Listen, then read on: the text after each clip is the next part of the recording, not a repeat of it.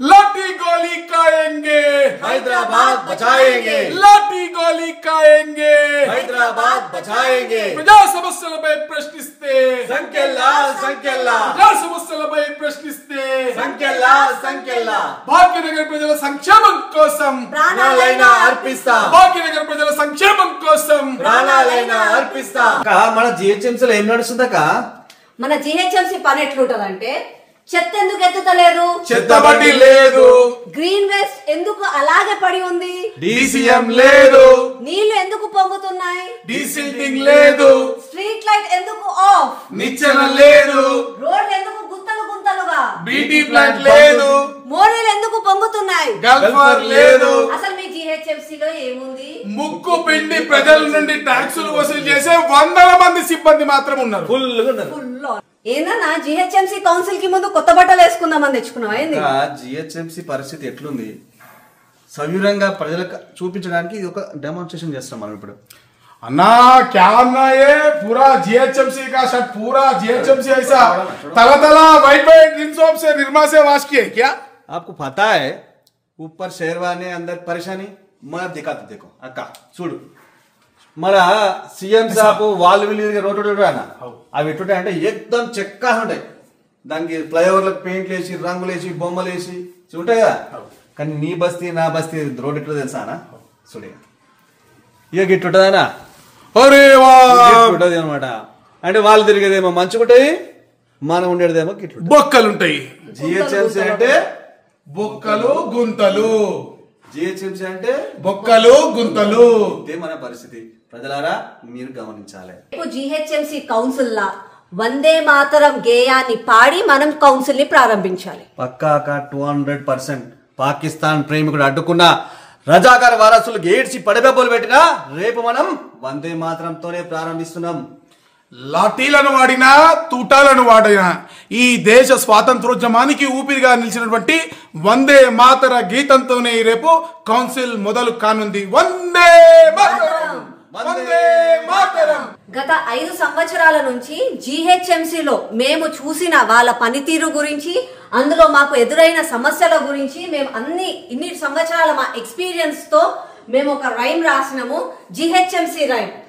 Collecting taxes, yes papa, street lights, no papa, good roads, no papa, better sanitation, no papa, public money wasting. ఇది GHMC నిజమైన పరిస్థితి. గత 5 సంవత్సరాల నుంచి జిహెచ్ఎంసీలో అంటే ప్రజలకు ఉన్న అవసరాల మేరకు మేము వెళ్ళి రిప్రజెంటేషన్స్ ఇచ్చాము, వాళ్ళకు ఇన్స్ట్రక్షన్స్ ఇచ్చాము, డిమాండ్ చేశాము. ఏది చెప్పినా మేయర్ కి కమిషనర్ గారికి అర్థం అవ్వట్లేదు అని చెప్పి ఇలా డెమో కూడా చేశాము. ముఖ్యంగా అనేక కౌన్సిల్ సమావేశాలలో అనేక రకాలుగా డైరెక్ట్ గా వేషాలేసి డెమో చేసి మరి అధికారులకు చూపించడం జరిగింది. చేయడానికి కారణం ఒకటే, అంటే మొద్దు నిద్రపోతున్నటువంటి అధికారులు కళ్ళ ముందు సమస్య కనబడితే అయినా కనీసం స్పందిస్తారన్నటువంటి ఏకైక కారణంతో మేము చేయడం జరిగింది.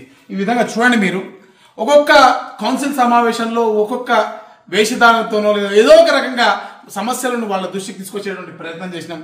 ఈ దోమ రూపంలో జిహెచ్ఎంసీ కౌన్సిల్ కి పోవడం జరిగింది. ఎందుకు పోవడం జరిగింది? ఈరోజు నగరంలో అనేక చెరువులు ఉన్నాయి. ఈ చెరువులన్నీ కూడా మురికి కూపాలుగా తయారైనటువంటి పరిస్థితిని మనం చూస్తూ ఉన్నాము. ఈ చెరువుల పక్కన సివరేజ్ ట్రీట్మెంట్ ప్లాంట్లు కట్టాలి. ఏదైతే మురికి నీరు చెరువులకు పోతుందో దాని శుద్ధీకరణ జరిగి ఫ్రెష్ వాటర్ మాత్రమే చెరువులోకి పోయేటట్టుగా చూస్తే అక్కడ గుర్రపు డెక్క పెరగడం ఆగి, తద్వారా దోమలు ఏవైతే ఉన్నాయో అవి దోమలు పెరగడం కూడా ఆగి జనాలు ఏదైతే డెంగ్యూ లాంటి వ్యాధుల బారిన పడతా ఉన్నారో అటువంటి వ్యాధులు రాకుండా ఉంటుందన్నటువంటి ఉద్దేశంతో ఆ రోజు దోమ వేషం వేసుకొని మరి కౌన్సిల్కి వెళ్ళడం జరిగింది. మరి ఈ చెరువులు, దోమ, సివరేజ్ డైవర్షన్ ఇవన్నీ కూడా కనెక్టెడ్ అంశాలు. ఇటువంటి సివరేజ్ ట్రీట్మెంట్ ప్లాంట్ కూడా కనెక్టెడ్ అంశాలు. మరి వీటిని తీసుకోవడానికి ఎందుకు మరి మేయర్ గారికి దీనిపైన అవగాహన లేదా? లేకపోతే 5 ఏళ్లలో కూడా అవగాహన తెచ్చుకోలేకపోయిందా, లేదా రాష్ట్ర ప్రభుత్వాలకు అప్పుడున్న ప్రభుత్వాన్ని కానివ్వండి, ఇప్పుడున్నటువంటి ప్రభుత్వాన్ని కానివ్వండి, వచ్చినటువంటి వివిధ రకాల ఆఫీసర్లకు కానివ్వండి ఈ సమస్య యొక్క తీవ్రత ఎందుకు అర్థం కావట్లేదు అన్నదే మా ప్రశ్న. జనాలు చచ్చిపోతున్నా, రోగాల బారిన పడుతున్నా, చెరువులు నరక కూపాలుగా మారుతున్నప్పటికీ కూడా పట్టించుకున్నటువంటి పరిస్థితి మనం చూస్తూ ఉన్నాము. చెరువుల నుంచి స్ట్రాంగ్ వాటర్ డ్రైన్ వేయాల్సిన అవసరం ఉంది. చెరువులను మంచినీటి చెరువులుగా మార్చాల్సిన, సదస్సులుగా మార్చాల్సినటువంటి అవసరం ఉంది. చెరువులను మురికి కూపాలుగా ఉన్నటువంటి పరిస్థితి మార్పు రావాలన్నదే మా సంకల్పం. అన్న, ఈరోజు జిహెచ్ఎంసీలో water works department total failure. మేము అధికంగా సిల్ట్ విషయంలో, ముఖ్యంగా సిల్ట్ తీసి రోడ్డు మీద పడేసి ఆ కంపుతో జనాలు ఇబ్బంది పడతా ఉంటే మేము ఆ సిల్ట్ తీసుకెళ్ళి ఒకసారి మేము కార్పొరేటర్లు అందరం సిల్ట్ తీసుకెళ్ళి ఆ వాటర్ వర్క్స్ ఆఫీస్లో పడేస్తే మా అందరి మీద కేసులు అయినాయి. ఆ కేసులు అయినా భరిస్తాం ప్రజల కోసం. కానీ సిగ్గు శరము ఏమీ లేని వాటర్ వర్క్స్ డిపార్ట్మెంట్ ఈ రోజు కూడా అదే పరిస్థితి. నాకు తెలిసి బహుశా మన ప్రయత్నం వల్లనే ఈరోజు ఆ సిల్ట్ కార్టింగ్ వెహికల్స్ వచ్చాయని నేను గర్వంగా చెప్పుకుంటాను. ఎందుకంటే ఆ రోజు మన కేసులు అయినప్పటికీ కూడా మనము ఈరోజు దాన్ని ఇస్తున్నాం. ఇంకా ముఖ్యంగా ఈ నగరంలో ఎన్ని డెమాన్స్ట్రేషన్స్ అంటే, నగరంలో వరదలు వచ్చినప్పుడు మన లైఫ్ జాకెట్లు కావాలని చెప్పేసి లైఫ్ జాకెట్ డెమాన్స్ట్రేషన్ కూడా మేము చేయడం జరిగింది. అదేవిధంగా ఎక్కడ పడితే అక్కడ ఫైర్ యాక్సిడెంట్స్ జరిగినాయి. ఫైర్ యాక్సిడెంట్స్కి మేము ఫైర్ ఎక్స్టింగ్విషర్ తీసుకొని మరి జిహెచ్ఎంసీ కౌన్సిల్ సమావేశాలకు వెళ్ళి వాళ్ళకి చెప్పడం జరిగింది. స్ట్రీట్ లైట్స్ అయితే ఇక అసలు చెప్పొద్దు. స్ట్రీట్ లైట్స్ విషయం మరీ ఘోరంగా ఫెయిల్ అయింది ఈ జిహెచ్ఎంసీలో.